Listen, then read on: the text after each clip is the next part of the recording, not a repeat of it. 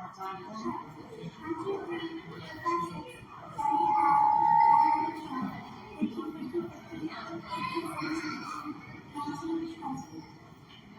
Next. 1, 2, 3, 4, 7, 8, 9, 10. Next. You guys need to share. They're sharing it. They're sharing it? Okay. Alright, so we just need one more over here. Alright. I'm going to swap this over. That lock is for you. You want to, we can swap it up for a minute.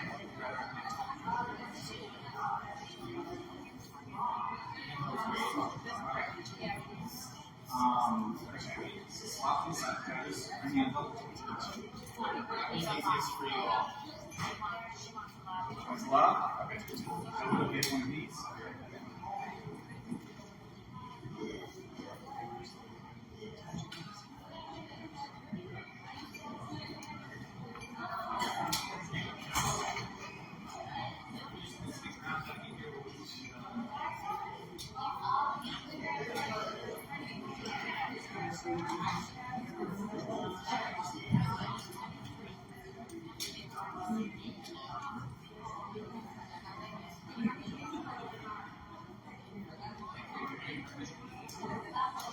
Oh, okay.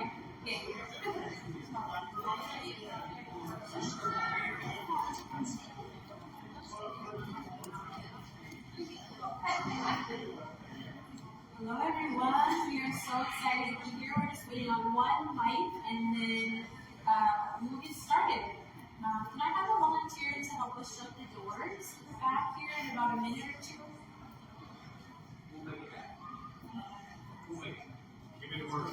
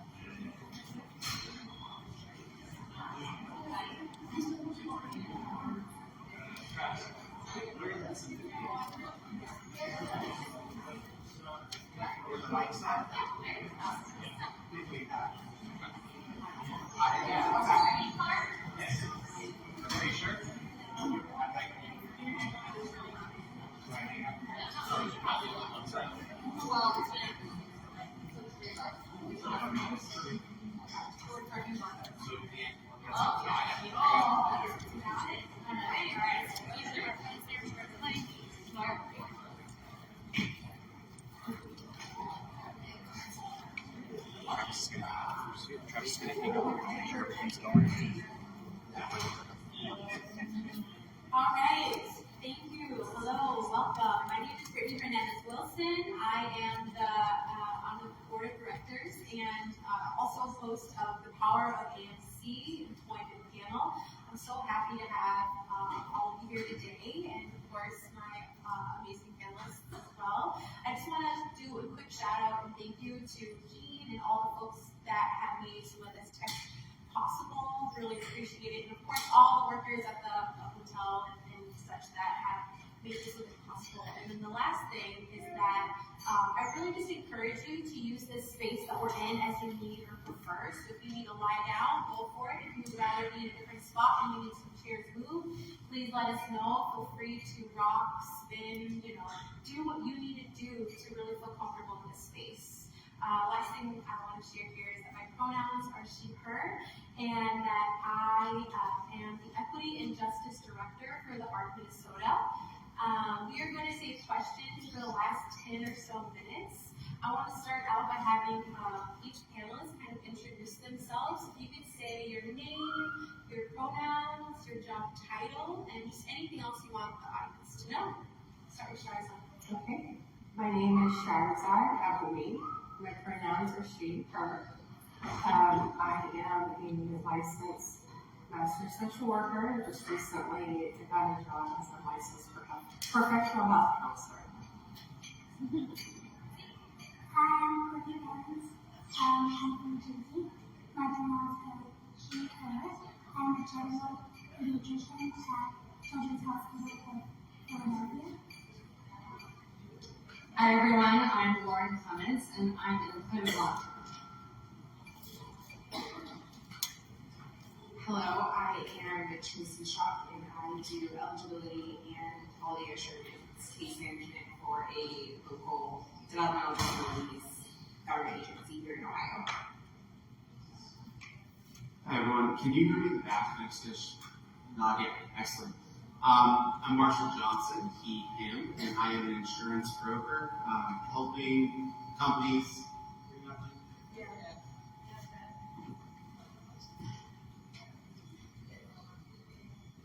Helping companies with employee benefits. Awesome. Okay, so I'm going to go ahead and kick it off with our first question, and that is, can you tell us about your personal journey in seeking employment and in working? And if you could, what has been a challenge that you've encountered along the way? Okay, so I guess my professional career started out as being working for a telecommunication company actually. So I'm working with a call center. And so I think that was a good leeway for me in learning what works for me, whether to type, talking to people on the phone. And from there I started working my way. I've been working with different healthcare companies, American Cancer Society, and then a couple of hospitals. And so for me, I think one of the first challenges I had was staying determined to apply for jobs, because when I first graduated, it was during that time when it was really difficult to find a job. And I'm sure a lot of you have experienced where you apply and you don't hear back. And so it was really challenging to keep my determination up, to keep on applying. So I know that it can be very challenging when you are looking for a job. And so for me, that was one of the first things that I had to overcome, is to not give up, to just keep on going. I would say that in terms of encountering discrimination and such, I encountered it through every step of my journey. Starting early on after high school, I was just seeking secretarial type of work, which I felt very well qualified to do, and was super excited when I found the opportunity at the vet office, but because I could not perform the duty to carry 50-pound dog food bags, I did not get the job even though I could do all the rest of it. Later on, after I received my bachelor's degree in biochemistry, I worked for almost a year and a half for a job in a laboratory. I had tons of bench work and research experience, great recommendations, had many interviews, but was turned down because none of the labs wanted to well with the equipment or basically getting hurt by climbing to reach the equipment, so I was never employed. I then applied to medical school, did not get in the first time. I'll never know for sure, but I do believe that it's due to what they refer to as the technical standards. So there's a list of different categories such as visual, motor, cognitive standards that are listed on their websites. You have to sign saying that you can meet those, which I did, but I believe that once I went to interview that my AMC specifically is so apparent that they made their own assumptions and can get in. Thankfully, I did get in the second time. Overall, I had a great experience. In residency, the match process is complicated, but to break it down briefly, you interview in your specialty at multiple programs. You rank them based on what you like. The programs then rank you. I loved this program so much.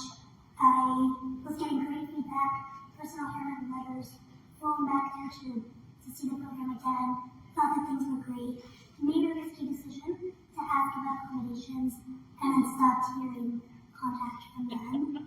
And then when it came down to match day, where a computer actually does an algorithm to match you up based on your ranking and their ranking, I did not end up there. Again, I don't know for sure, but I think that that's part of it.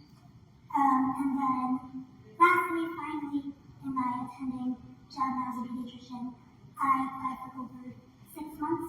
I was the only person on graduation day in my class to not have a job announced, when everyone else did. And that was really, really hard. And that was after proving myself through 90-hour work weeks and 25-hour shifts. I thought, finally, people will believe I can do this. And they didn't. I received a lot of comments on the job part, like, you should have gone to academic medicine. You're never going to do this. You're never going to make it. Residency was so hard. How are you doing this? I don't get it. So that was my journey. I have a wonderful, wonderful job now. I still wake up every day grateful and appalled that it finally happened. But that was my journey.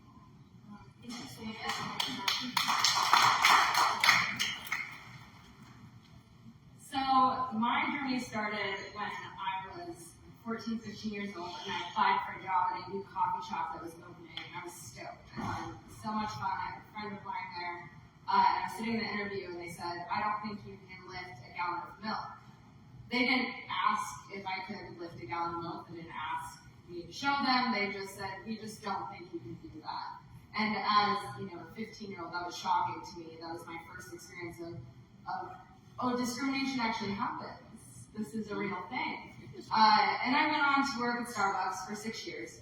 So, said, sorry, local coffee shop, I'll just go elsewhere. But, my journey from there, I did everything under the sun. I bagged groceries, wouldn't recommend it. I worked at a call center where I sold workout supplements, and thank you very much, I was the top salesperson.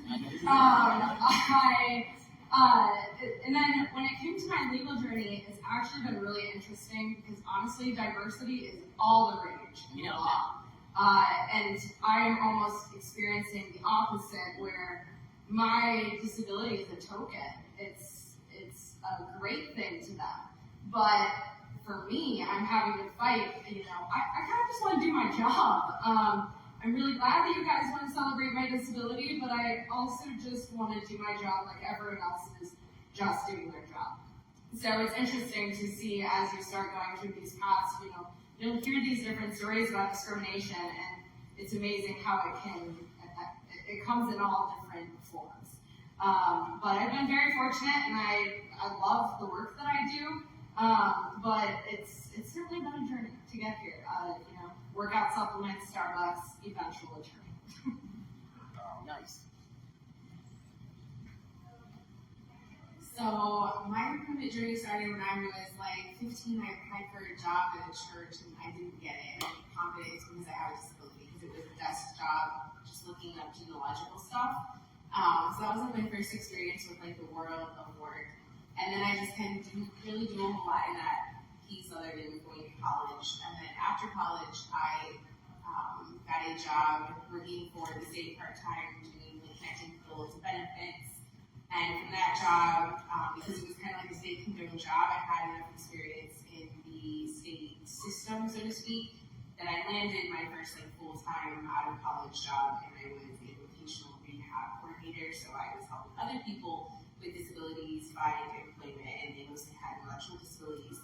And then from there, I moved into a case management position where I did case management for kids with disabilities. I would say along the way, the challenges have been that I'm in a space where, like Lauren was saying, I'm in the field of disability and I have a disability, and as strange as this may sound, I'm a rarity. Most people who are professionals in my field are able-bodied people, and so they don't experience disability from the other side of the table, so to speak. So working in that area of I have a disability and I'm serving people with disabilities has been more challenging than I was expecting. And some of my coworkers have not always been accepting of the fact that I'm a professional and not receiving services, or sometimes confused for the people that I'm serving, which is fine. I receive services. In my current job, I do eligibility determination for Ohio's developmental disability systems and insurance. So I get to talk to people all day about whether or not their services that are helping them live in the community are making their lives what they want them to be.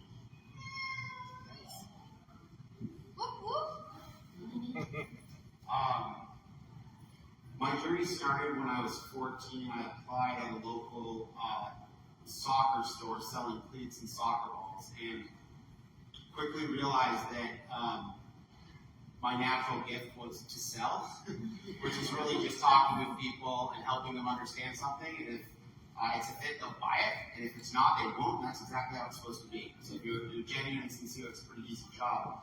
What was funny about selling cleats is I remember, like, anyone who's been in, like, the back row of a store like that goes from the largest sizes to the smallest, and I was like really good to about size 7. And I would always just hope no one would order a size 12, like, no, don't let them be a 13.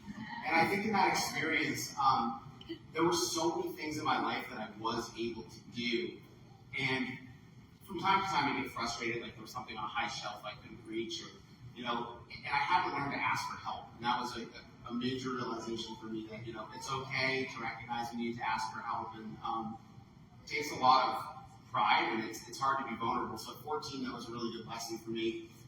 From there, I had every job that probably you would imagine a high school or college student might, including picking lobster during the summer. And I'll just share quickly this funny story. At the time, if you didn't pick the weight that was minimum wage, you made minimum wage. And after a couple of months, my boss came up to me, the owner of this lobster pound, and she said, "Hey, Marshall, I noticed when you started, you were fairly slow, and you've sped up, and you're really, really fast, but it's interesting, you're still not picking minimum wage." And she's like, "By the way, like, what you eat is your wage. You understand that, right?" So I was literally picking lobster and eating it to the point that I wasn't even making minimum wage. So my arms were not an excuse, if you will. It was fine at that job. From there, I went on to study psychology and sociology, thought that I wanted to become a psychiatrist. Ended up living overseas after college, teaching English as a second language, fell in love with the lifestyle, did it multiple times, because it put me so far outside my comfort zone. And I think growing up in a small town where I knew everyone, I was sort of insulated and had siblings that had my back, and just sort of felt like, I don't have arthritis, no one knows that I have this. And it's really interesting when you get in different cultures how people sometimes will treat you, particularly when there's a language barrier, and the way that they'll ask you, what's wrong with your arms, what happened to your hands, and learning to not be defensive. And that's a challenge. Some days you wake up more grumpy than others, but looking at it maybe as an opportunity to educate, say, okay, here's one more person that I can talk to about arthritis, and maybe help them understand how they could ask that question in a more respectful way. So, it's not always easy, but now in business, I'm a partner at an insurance brokerage firm, and I walk into meetings all the time with a coat on, and my arms are under the table, and no one notices. The coat comes off, and the sleeves are rolled up, or I'm golfing in a t-shirt, and it's a distraction when I'm trying to have a conversation with someone, and they're just staring at my hands. And so for me to get that panel off my back and say, look, if you have a question, I'd be happy to answer it, and all of a sudden I can be myself and engage in that conversation. And so, should I have to take ownership of that? I don't know. I don't know what the right answer is, but through all of that in my journey, I think that the biggest handicap, if you will, for me has always been attitude and perspective, and trying to just figure out how to wake up and go into each day as positively as I can. And so, in my case, a lot of it was more of the emotional challenges, anxiety, maybe a little bit of depression that's different from some of the physical things. And so I think that, we've talked about this as adults with AMC. We're all impacted in different ways, but there's this sort of the part that you don't see, the mental part of it. I think particularly in the professional world, it's really great to have others that you can talk to about your experience. So that's my story. Great, thank you. I want to share a little bit of my school employment story too, if that's okay, as opposed to. So I started working when I was 16, 17, and my mom had really pushed me growing up that I was going to get employed and get out of our house when I turned 18, and she just raised me with that. Like, you're going to college and get out of my house at 18. So that really gave me motivation to really think about what did I want to do, what was I good at, and I realized I was pretty good at talking to people. And I thought about things like customer service and started applying for jobs like that because I knew that talking on the phone would really level the playing field for me, right? No one else on the phone would know that I had a disability, so it wouldn't necessarily be a hindrance. And so I felt really confident that that was a job that I could do. And I also was able to type and things like that, and navigate computers. And so I've done everything from customer service to debt collecting to telemarketing to you name it. And that really taught me a lot about people in general. And because I had such a range of different customer service type jobs, I got good at navigating the screen that and call different names and yeah, so that really taught me a lot. Once I went to college and graduated, I didn't even know if I could work, right? Because if you're on Social Security disability, you're really limited. And so for a year after graduating from college, I didn't work because I really believed, like, I'm going to lose everything, right? I was getting services through the state so I could get things like PCA services, so I could get care and things like that. And then I found a really cool program in my state called Medical Assistance for Employed People with Disabilities. It's like a Medicaid buy-in program, and most states have them. I would say all states, most states have these type of programs where you can still get the services that you need, earn a competitive living wage, and kind of pay for some of your insurance. So that really gave me the ticket that I was looking for to get out there and explore what I wanted to do. I started working for US Bank and worked there for 7.5 years and really worked my way up in the corporate world into different departments. And then I really started soul searching because I didn't want to just be behind a cubicle my whole life. And my soul was really calling me to do some deeper work. And so I realized, in this chair, like it all clicked to me that like disability advocacy was my calling and something that I wanted to spend my life's work. And so I really just volunteered and did everything I could to get my name out there, including volunteering with SCIU Home Care Union in my state. And that really got me out public speaking, meeting with different legislators, the governor, I mean, you name it, and really fighting for home care workers to get paid better wages. So this was during the time of COVID, and so we wanted them to get care okay, right? Because they weren't included. Home care workers were not included in this in Minnesota. And so just fighting for things like that. I also took a self-advocacy course that really propelled my advocacy like through the roof. Now I'm the Equity and Justice Director for the ARC of Minnesota, working with and for people with disabilities, and really fighting for our rights at the legislature. There's nothing more powerful than telling your story to people that don't know but have the power to make a really big difference. So that's kind of what brought me here. Thank you for letting me share a little bit about that. Yeah. So, question 2, what kinds of support or accommodations have helped you succeed in your career? Were there any sort of like specific technology or changes that were made in the workplace that helped make a big difference for you? We'll start with Marshall. Honestly, my answer to that is no. There wasn't any one thing that I felt like I needed. All I ever recall specifically in school being given the opportunity to use voice recognition computer and opting to sort of struggle through learning to type.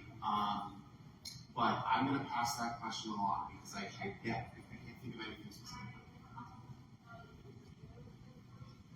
So when I first started working, I actually requested a zero gravity chair to work in instead of a regular desk, because I basically lay almost upside down basically, and all the weight was taken off of my arms and my shoulders. And so I used that for like the first 4 years of the last 10 years I've been employed full time. I don't currently use it because my body has just adjusted to being able to sit at a table and type for 8 to 10 hours if I need to. but a lot of that also goes to the fact that I mostly work at home, and so I can set up my own environment without having to ask anybody for permission. And whatever I can do at home, it's fine. My employer just expects the work to get done, and I email it. So they don't know whether I'm standing, sitting, laying down to do it. And I also brought in my own adaptive equipment to when I actually have an office. I actually worked in an office for 3 years, so I would bring in my dressing stick and my reacher, because I would have little drop things, right? And I didn't ask permission to do that stuff. I just brought it in because it wasn't a disruption to anyone in the office, or I didn't bring it into meetings with clients or anything.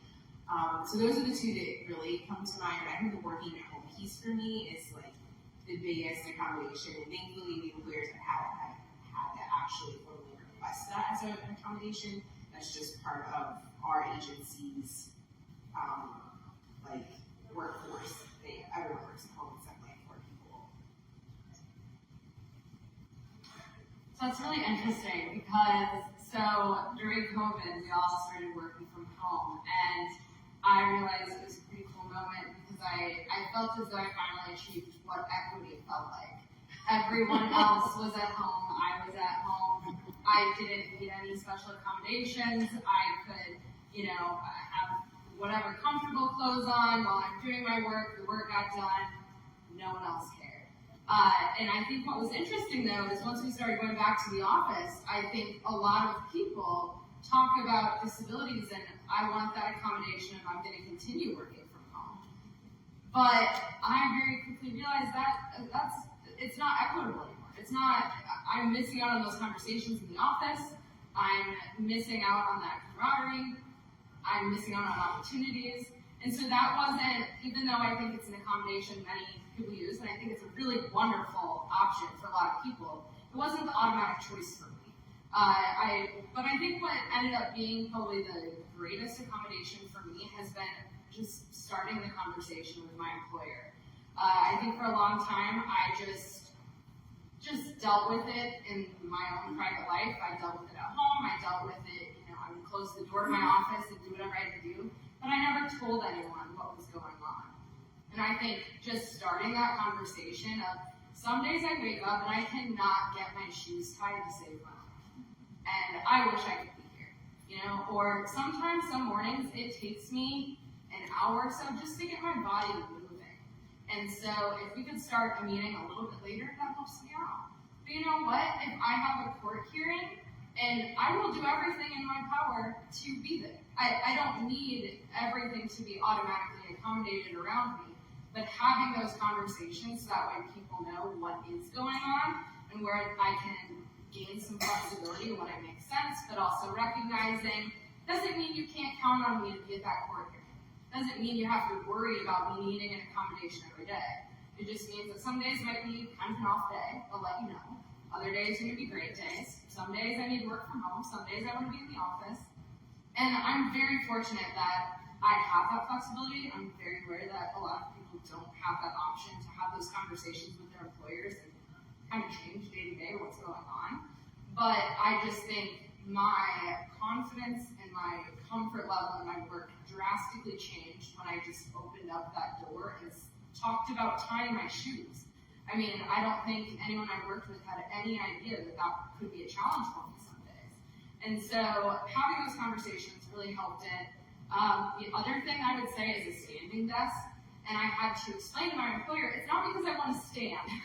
It's because having that adjustment to get the height just right for my shoulders, because I sit at a desk and I type all day long. And if I have a desk that's just a little bit too high, a little bit too short, it puts a lot of impact on my shoulders and I end up having a lot of pain from it.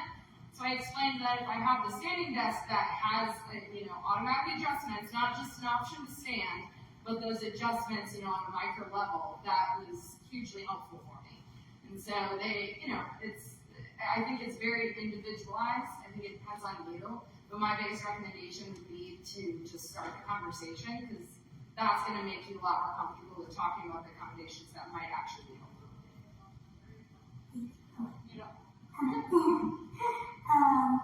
So in college, the biggest accommodation that I had was an amazing professor I did research with who advocated for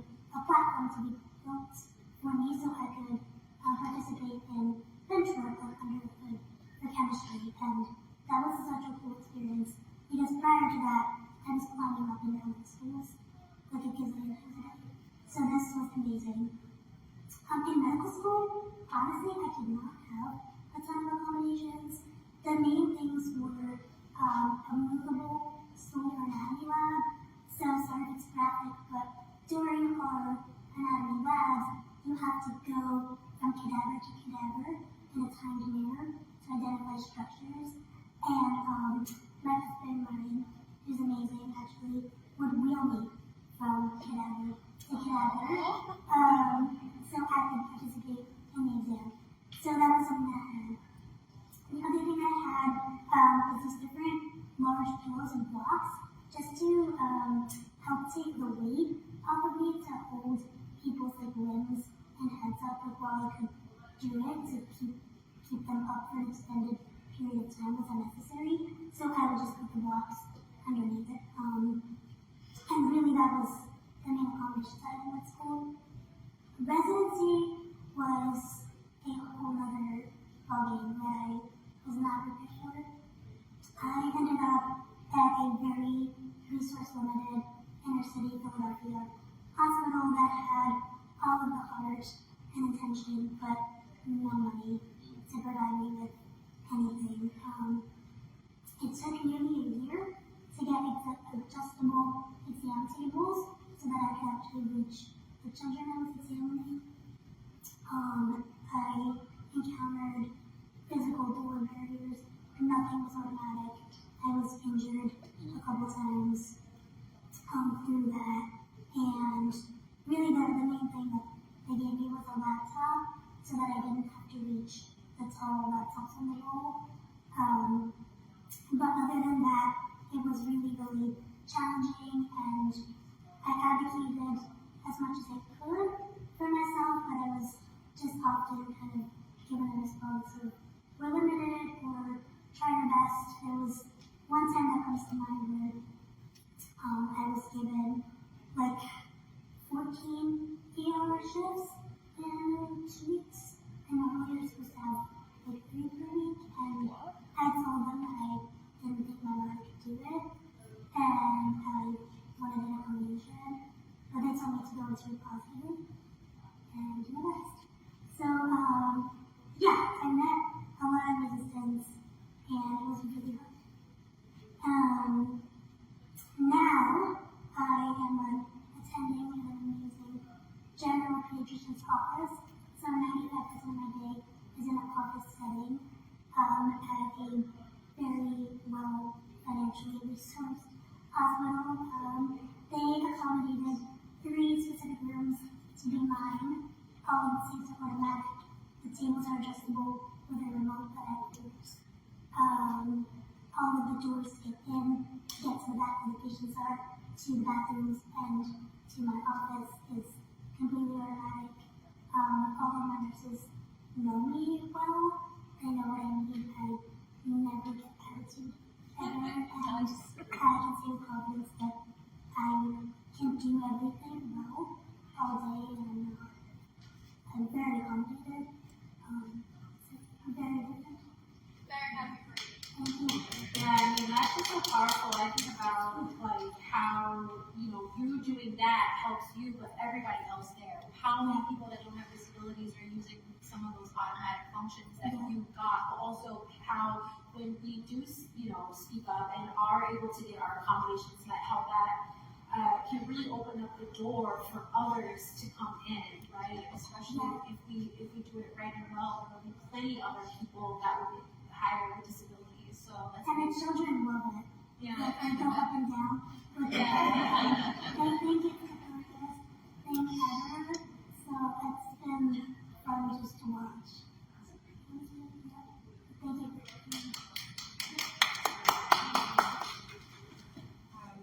Just want to add,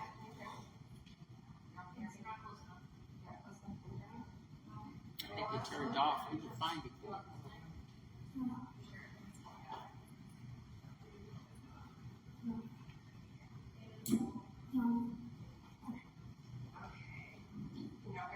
Yes. Yeah. okay. Well, that's probably why it's not working. I was going to say, as a person with ophthalmologist, I think it can be very easy for us to have a lot of pride in pushing ourselves to not use accommodations. I'm one of them. There's been so many times where like, do you need accommodations? I'm like, oh no, I'm fine, I got it. And I'm still sort of on the journey and process of learning to use accommodations in all honesty. So when I was thinking about this question, my first thought was, I don't use any accommodations. But then if I think about it, I have. So over time, one of my first jobs, because as you can tell, I'm a little bit, I guess, vertically challenged.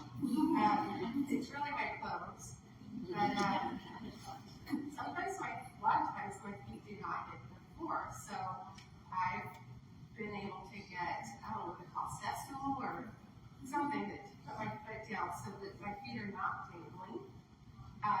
As I mentioned before, my first few jobs were customer service as well. So taking phone calls all day. Some places they have headsets, some places they don't. So sort of being an advocate for myself on the headset, and not just any headset, there's different types of headsets. So like some of those that swivel around, those are really cool for everybody else, but those are challenging for me to put on my head. So being able to tell my manager, hey, I need this type of headset. I'm trying to think, I know in one of the healthcare facilities I was working at, in the break room, they have a faucet, we can wash your hands and all of that. I couldn't reach it. So I asked her, I was like, can I get a step stool so I can be able to get it? And they quickly ordered it. It was no problem at all. I think for me, one of my biggest things is I'm not only thinking about myself, but you're saying, Brandon, I'm thinking about how a facility can benefit other people. And so, as crazy as it sounds, I've worked in a healthcare facility for individuals diagnosed with cancer and getting treatments, and they did not have automated doors. So I had to advocate and talk to my manager about getting those doors automated. Currently, I just recently started employment at another healthcare facility. I've sort of been blown away, like you were mentioning earlier. It's sort of the opposite of like the school employee with a disability. What can we do to accommodate her? And so recently, they've been working on getting me the dictation services for Dragons. And I never even looked at a hard head about that because I'm like, no, I always type. I can do it. But I also know that this job will require a lot more typing than I'm used to. So I'm trying to be open to giving it a try. And again, that's something that's really difficult for us AMCers. So I'm still on that journey, but I'm learning about what else is out there. So I'm not over-exaggerating my body and my limits so that I'm not as fatigued as I can be. Stay on my head. Awesome. All right. So, what's a piece of advice that you would give to people with AMC who are starting to look for a job? Right, you might face discrimination, biases during the hiring process, or even after getting hired. How what would be advice for how we can deal with these challenges? Who wants to start? Anyone can. I think so. So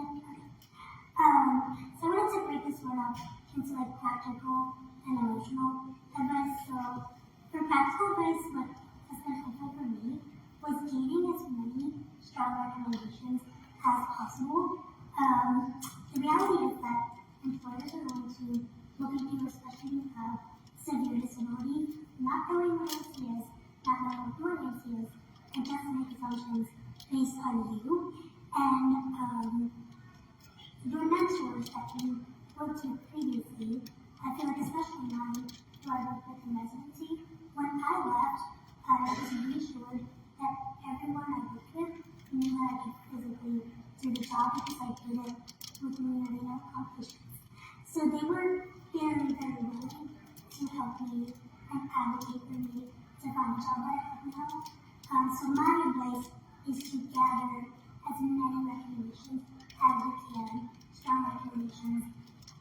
It stinks, but it's probably going to have to be from a able-bodied person, who has to be successful. And so that's practical. The emotional piece is like in terms of coping. For me, especially looking for jobs after residency, I felt so like proud that I'd done it, but then so equally discouraged that I wasn't finding a job. I really needed therapy. I also have the support of my husband, my sisters who are my best friends. I think if you have other disabled friends who are going through this, it's really helpful. I kind of lost touch at the time, but if you can keep up with those relationships, I think that it's invaluable because my whole class, being able-bodied, is getting tons of offers, and I was the only one who wasn't. So it's really isolating. So practical advice, get recommendations, emotional advice, lean on your circle, lean on your people. So,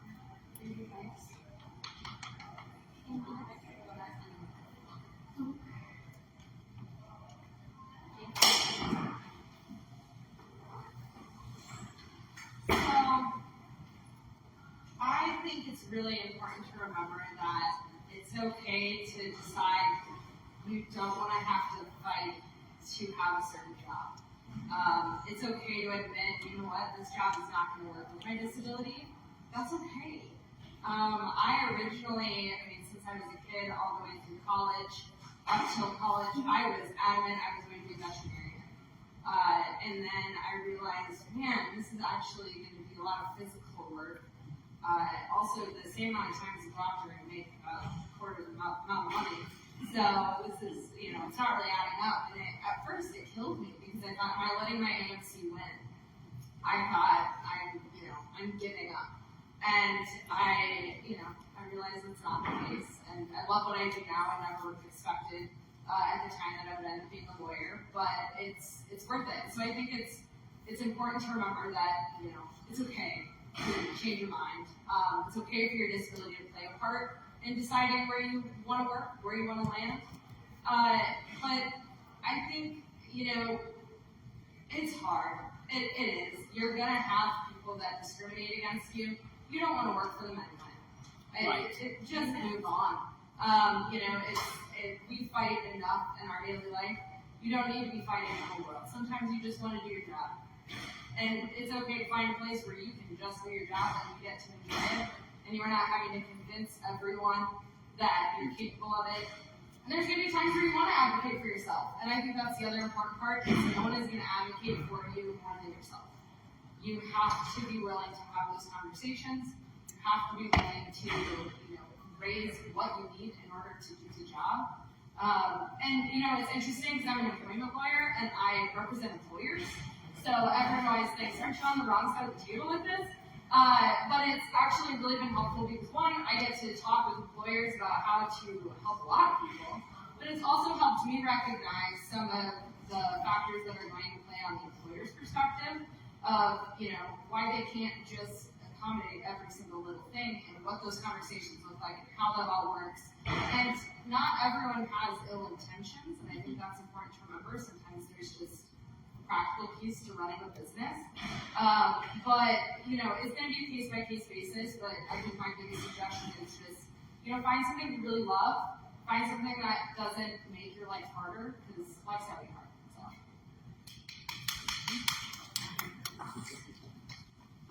So I would say the one piece of advice that I kind of would give is, if you're looking at a job description and you know that you can do the job, and there's like physical requirement in there that you maybe can't do, I always just ignored it until it became an issue. So in my particular profession, they like to put in there that I have to be able to lift 50 pounds, and I'm pretty confident that has been in every job description that I have ever had in my current field. And I decided, well, I guess if it becomes a problem, I'll talk to them about it. And they've never addressed it, and it's never been needed to written into my file that I don't have to lift 50 pounds. So sometimes it's okay to ignore those things about jobs that might be physical. I think it's kind of discriminatory in my field to be putting that in there, because the odds of me needing to lift 50 pounds is maybe once in my entire career that I would absolutely have to do that. So newsflash, they're copying and pasting. the job descriptions. Have your Exactly. So I think that would be my one piece of advice. So don't let those things scare you away from the job that you're really reasonably sure that you can do the essential functions of the job.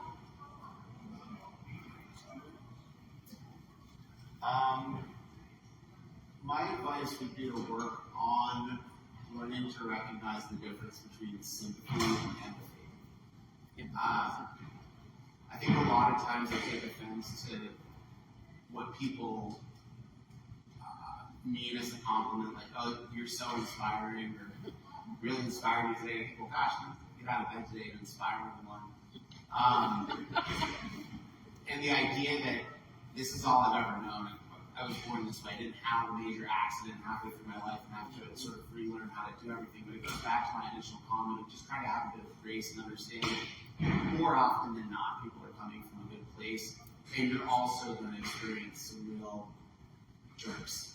And I think that learning to recognize when people are trying to learn and are being empathetic, that's different from sympathetic. That was an important skill for me to develop. And the other thing is to continue to improve in terms of being self-aware. I don't think that that's an orthodox thing. I just think it's helped me a lot in the professional world in general to get out of your head a little bit and realize that like everyone is not looking at your hands. Okay. Everyone is not looking at your arms. It's like that complex we all have when we're 14, and like I am the center of the world and everything revolves around me. It's like, no, it doesn't. More often than not, people actually aren't concerned about your disability. You are. And I think that's important sometimes to just remember. I would say too, if I had one piece of advice to give, it would be to really just have confidence with yourself. Even if it's like a fake it till you make it situation, even if you're not sure if you can do the whole job, like have confidence.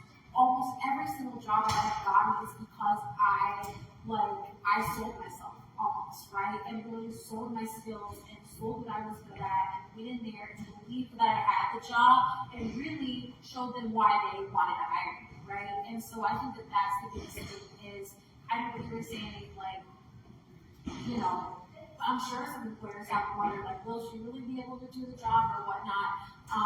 But, you know, going in there and being confident about it will, I think, sell them, right?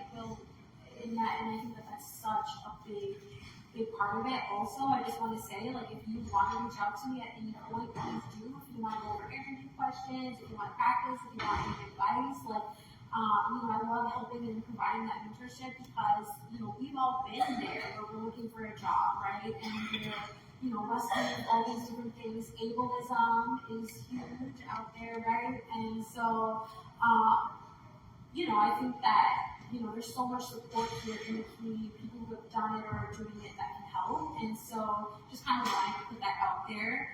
I know that we're kind of running short on time. I wanted to open it up to see if anyone like had any questions that they wanted to ask. Yeah. Like analysts.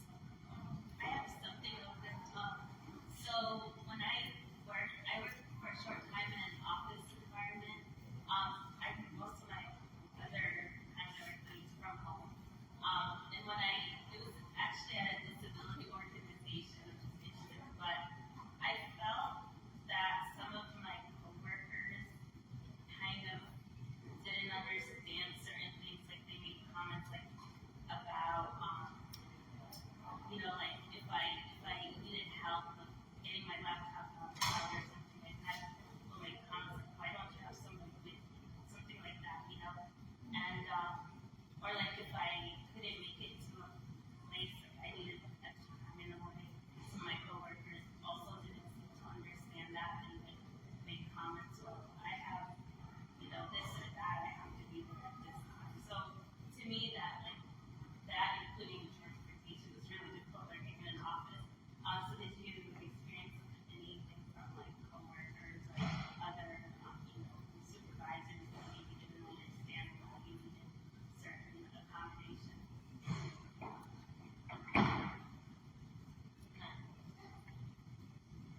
So when I worked at Starbucks, we always would have to, there were like these big mats on the ground, and we would have to pick them all up and go wash them off. And it became a thing that, as it turned out, all the other coworkers were asking the manager not to be scheduled with me during closing shifts because that meant they had to be the ones to pick up the mask because they knew I couldn't do it. Which really hurt my feelings, quite frankly, that I thought it's not that big, like, it's a part of the job. You go do that, I end up doing something else during the closing, but to know that everyone was talking behind my back, specifically requesting to not be scheduled with me, then I noticed my schedule started to change where I no longer had any closing shifts. And I think, which part of it was like, cool, it's fine by me. But I was frustrated no one spoke to me about it. Yeah. My coworkers weren't asking, hey, why can't you do this? I think they thought I was just being lazy. And maybe I partially was, I don't know. But I mean, have those conversations with me. Or the manager, come talk to me about, hey, maybe closing shifts aren't for you. And that would be fine. But it's very frustrating when people are making comments. I mean, even to you, but not actually engaging in legitimate, real conversation with you, meaningful conversation about it. And I think it goes back to what Marshall said earlier. Sometimes there's just jerks. I mean, there's just going to be mean people, and only so much you can do about that. All right, well, we are running short on time, and Jean was giving me the no. Gotta knock this wall down. I'm gonna be up here. I think some of the panelists, if they want, will maybe join up here if you want to come up and chat with us. Thank you so much for being here.